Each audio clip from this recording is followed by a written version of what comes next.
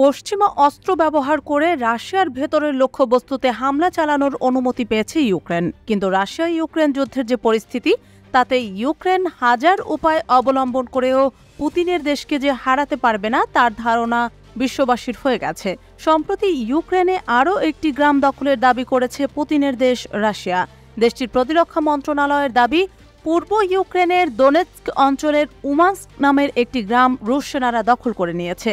এছাড়া চলতি বছরে এখন পর্যন্ত সব মিলিয়ে প্রায় ৯০০ কিলোমিটার দখলের দাবি করেছে বিশ্বের অন্যতম শক্তিশালী দেশ রাশিয়া।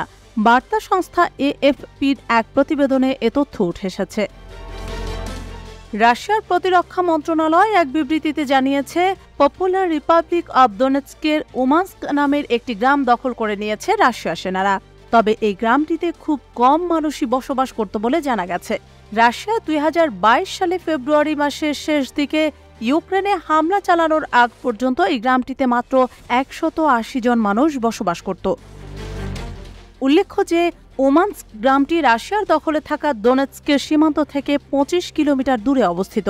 রাশিয়ার নতুন প্রতিরক্ষা মন্ত্রী আন্দ্রেই বেলোসভ এর আগে শুক্রবার বলেছেন, ইউক্রেনের সব দিক থেকেই কৌশলগত অগ্রগতি অর্জন করেছে।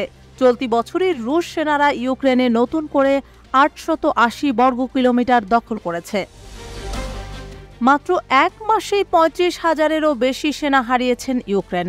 শুক্রবার রুশ প্রতিরক্ষা মন্ত্রী আন্দ্রেই বেলোসভ বলেছেন, ইউক্রেনের সামরিক বাহিনী মে মাসে ৩৫,০০০-এরও বেশি সেনা এবং হাজার হাজার অস্ত্র হারিয়েছে। এমন পরিস্থিতিতে ইউক্রেন ভূখণ্ডে রাশিয়ার একটু একটু করে ইউক্রেনকে নিজের দখলে নেওয়া নির্দ্বিধায় ইউক্রেনের যুদ্ধে জয়ী হওয়ার সম্ভাবনাকে আরও পিছিয়ে দিচ্ছে।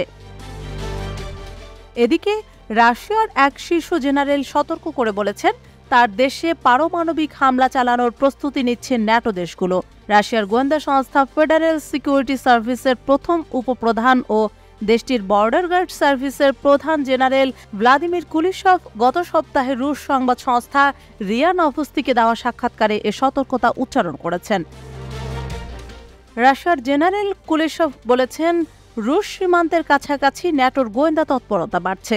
জোটের বাহিনী সামরিক প্রশিক্ষণ জোরদার করছে, যাতে তারা আমাদের ভূখণ্ডে পারমাণবিক হামলা সহ রাশিয়ান ফেডারেশনের বিরুদ্ধে সামরিক পটভূমি তৈরি করতে পারে।